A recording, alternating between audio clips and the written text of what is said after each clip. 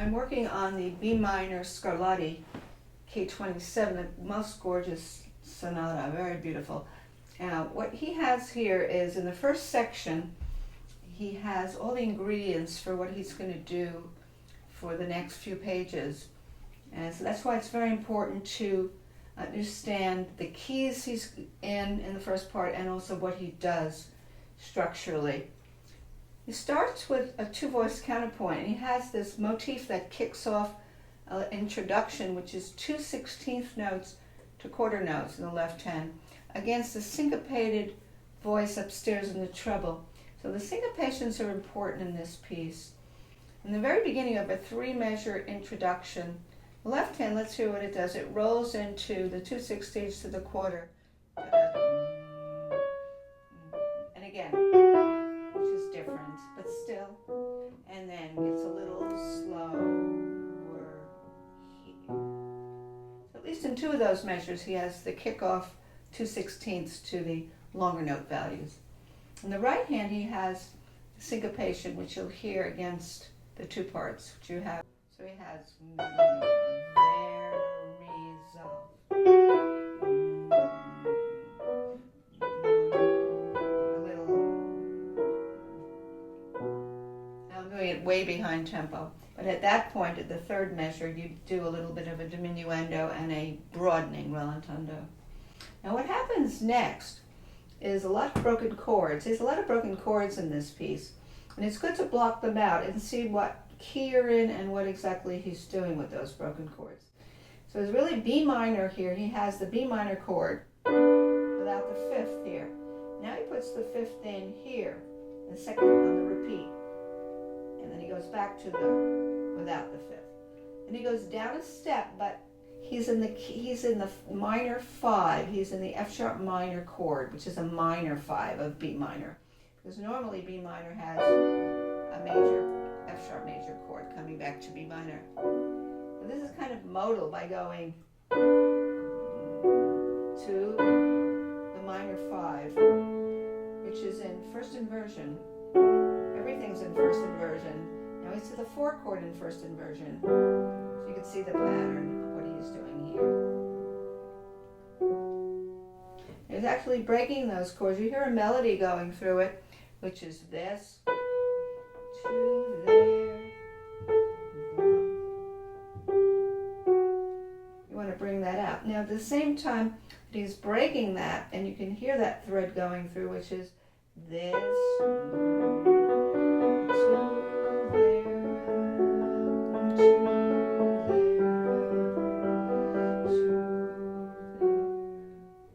He has crossover unison notes. He has 3 octave jumps. So he has B, B, 4, 5. He's doubling the bass. The bass is doubling the thread that I just played. So the bass is doubling the thread. So if you blocked it, you could do this.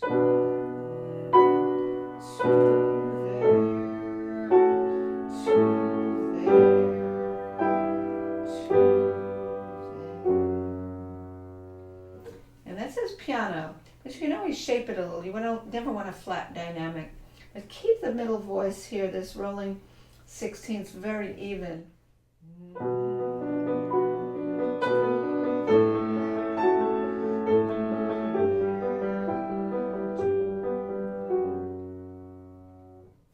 Now this is all behind tempo. So now what happens next is he returns to the 2/16 motif, the springboard 2/16 notes that go to longer notes.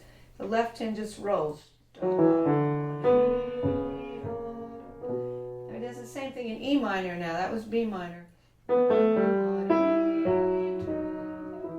D major. So you need to know your keys, you need to know your sequences. And the upstairs against that is another counterpoint. So both voices are going to be important. What happens upstairs against what I just played is this. We have an upstairs voice and an inner voice. So we have a soprano and a little underpinning alto voice. We have this. To there, and here, and then to there, and it says crescendo. These are sequences. B minor, E minor, D major. Both hands are supporting each other in those consecutive keys. So if you do it slowly, you want to hear both voices. Springboard.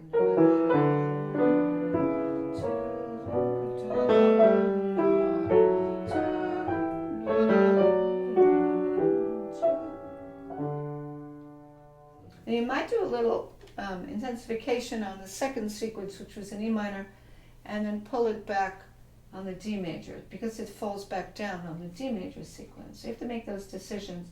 And the reason I probably pull it back is because right after that D major sequence, which was this one, because now he's going to roll into a forte scale in D major. And then fall back. So it makes sense if you have dynamics that are going in and out and not flat. And that makes sense there. So already we've borrowed the beginning idea of the springboard 16ths, which were these.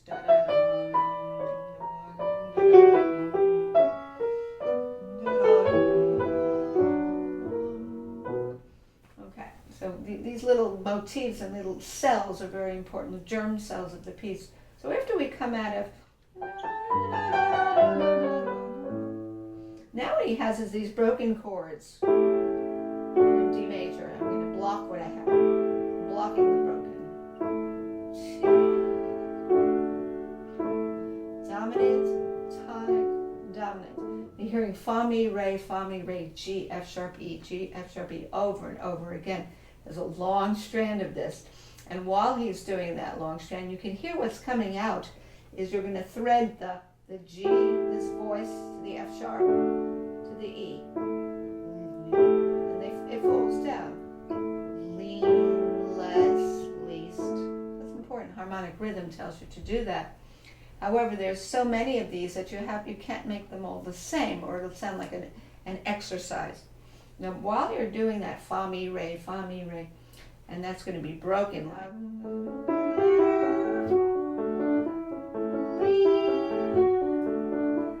It goes on and on and on.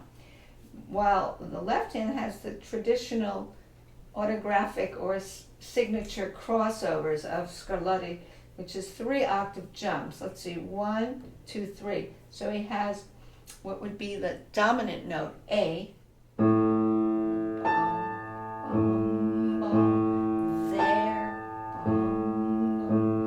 there. So that's going to go on and on, emphasizing the dominant.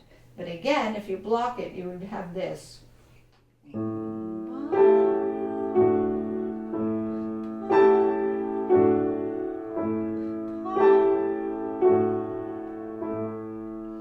you unblock it, you'll have this.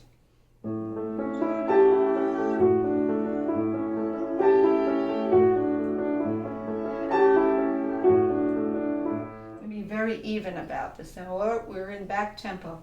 So in back tempo, you need to play it very evenly, because when you go into tempo, you want those waves inside there, those broken chords, to be extremely even. Now, because we have so many of these, you may not want to play them all the same. It says here a little crescendo. Let's see if we can do that.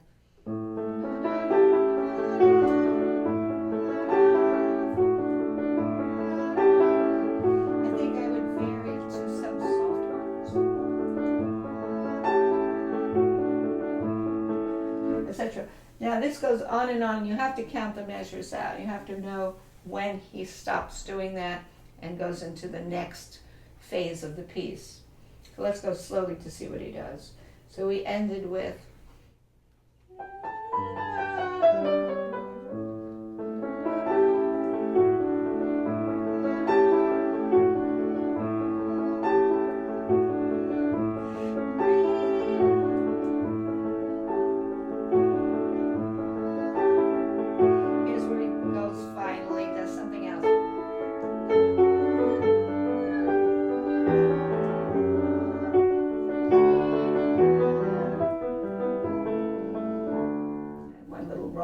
there. But what he's going to do next is, after he goes fa, mi, re, he's going to have suspension. So we could block out It's all in D major, by the way. D is in David major. Basically, this is what's happening if we block the next section. It would be.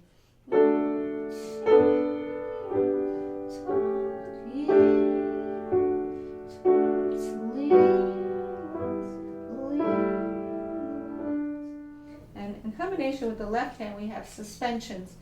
The left hand is going to be mi, fa, re, mi, do, re, ti, do. So he's really going step up, skips down, step up, skip down. It's all sequences in D major. But you also have a crossover note. And I've been noticing with the crossover note, with the fingering, let's see. So we cross over, we're doubling A, F sharp, G, G, E, F sharp, D, E, E. So we're doubling that last bass note. So that you have to know that where you're going when you're crossing over. So now if you put everything together, this new section, which the last one came out of, let's see.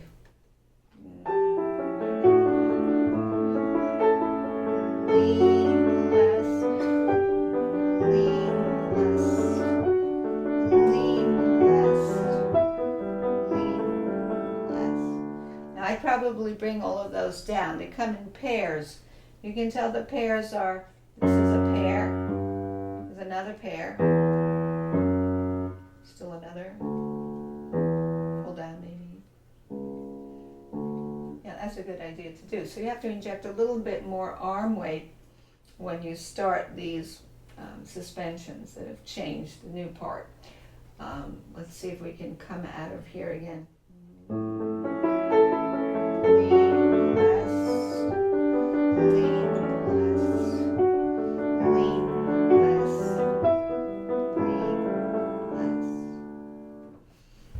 Okay, now if you pull that all the way down, you're now going to have a scale coming, threading right out of that, which is going to make a crescendo. It makes sense that you did the diminuendo down on those sequences of the suspension because you want to start rolling into the scale less.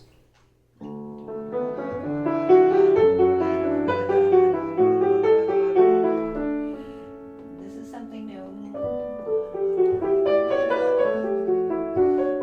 Lean less, lean. Okay, now this is an exquisite section here because he had this little meandering scale, came to the dominant right here. There's your dominant. Now you think you're going to D major tonic, but you're not. You're going into the 6th chord of D major, which is B minor. So right here you feel the B minor for a moment. There it is. This is all D major.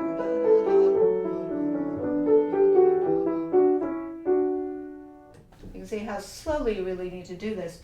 In the left hand you have sequences up a 4th, down a 5th, up a 4th, down a 5th, tritone, down a 5th, up a 4th. Because you really diatonically, we say going through D major with these intervals.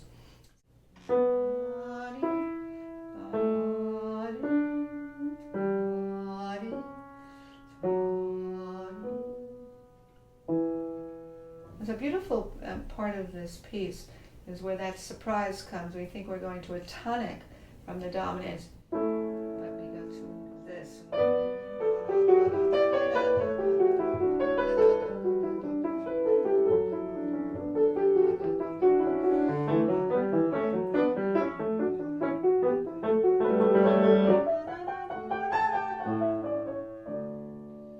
You can see the music is meandering up and it's meandering down, and there's lots of sequences. Here you heard the sequence in thirds. Parallel thirds, parallel thirds. If you want to hear the thread of the scale is the top note. And the left hand is in contrary motion. Now when you start that, you have the parallel thirds in the left hand. Right hand. the structure of the imitation there. And he flips the counterpoint a bit to eighth notes on top in the beginning of the scale on the left, which is in thirds, to eighth notes in the bottom going in contrary motion to the scale going up. So you have to analyze these things too. So here's what we start with.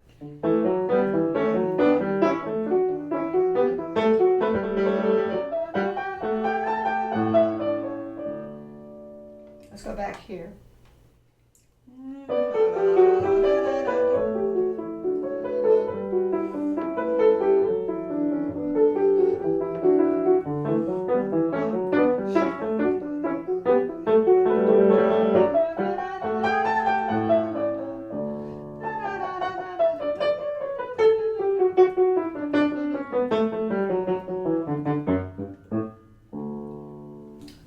You can see how many different, such variety already in this first part. This is where we have, we're playing the same notes, repetitions with finger switches, with left hand repeating a note in the right hand, starting with the right left.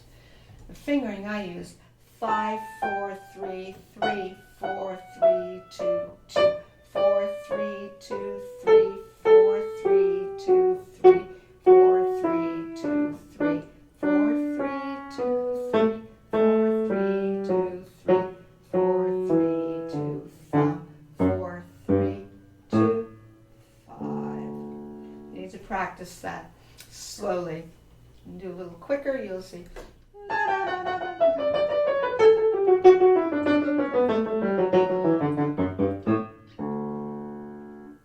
This piece goes much faster. So now the rest of the piece borrows on ideas from the first section that I just did, with some little exceptions. This next part, D major, always know your keys, again uses the springboard of the 2/16 to the longer note.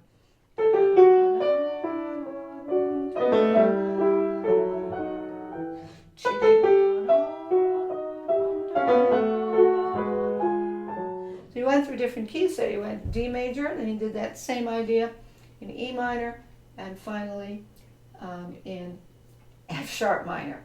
We just ended up in F sharp minor. I'll go over that again. D major, E minor, E minor, stay, F sharp minor. So you need to know your keys. Now we have an F sharp minor scale coming down. Now we're going to go back to what we had done on the first page with the broken chords and the crossed hands.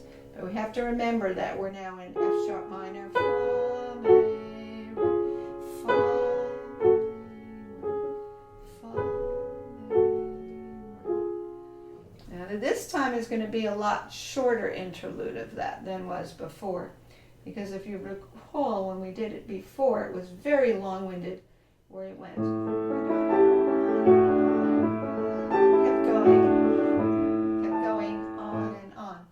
On and on and on for many measures. Now he's curtailing it in the F sharp minor. After he comes out of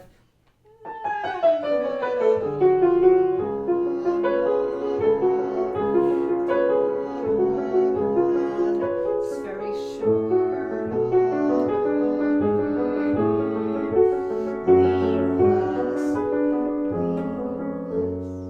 Now you know where he got that from. He got that from the first page when he had all of those suspensions here when he did this.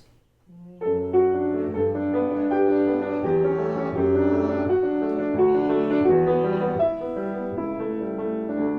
was in D major. Now you gotta know all your keys. This is so good for the tactile feel of all the different keys he goes into. So remember now, the new part here in the F sharp minor is you feel your F sharp minor.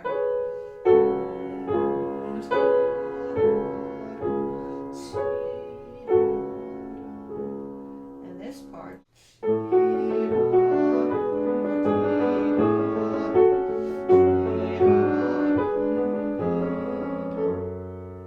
Now those are those suspensions coming back again. You might do the lean less.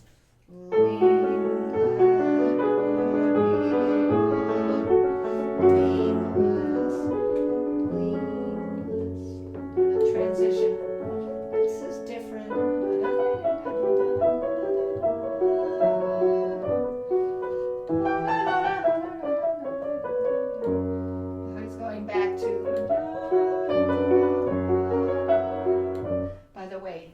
wound his way back to B minor again. He wound his way back to B minor. Because F sharp minor becoming F sharp major, which he did, brought us back to B minor. So the little sequences he had in F sharp minor that I showed you, he quickly took away the A natural, went to A sharp, and brought us back to B minor. So that's like a parallel relationship of minor to major, which becomes the dominant of B minor. That's how he got us back. That's how he got us back. Now over here was something different. Here it is.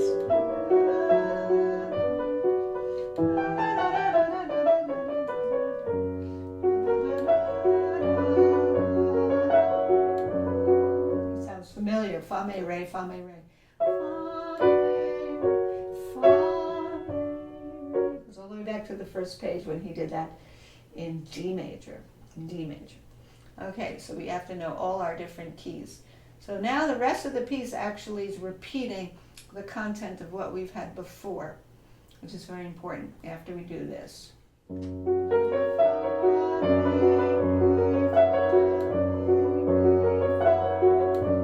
It's very long again. I'm doing back tempo. Here comes that suspension sequence.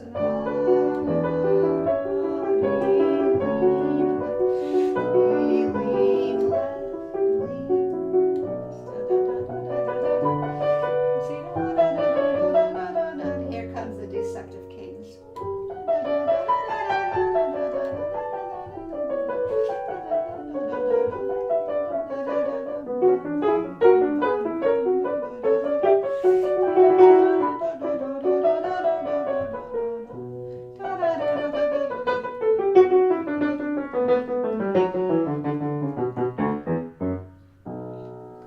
Mistakes here and there, but you can see that if you know the first part and you know a couple of little interspersed parts that are different, and the third page, which I just showed you, which was this transition.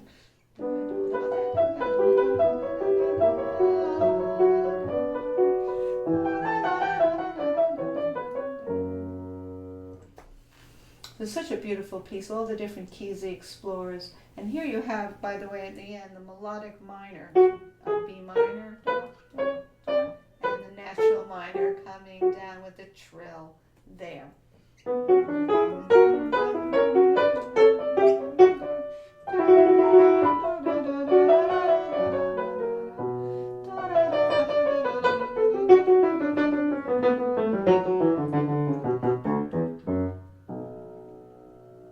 So I hope I've sort of given you an idea of what's going on. I'm in the process of trying to pick up the tempo because I haven't quite gotten there yet.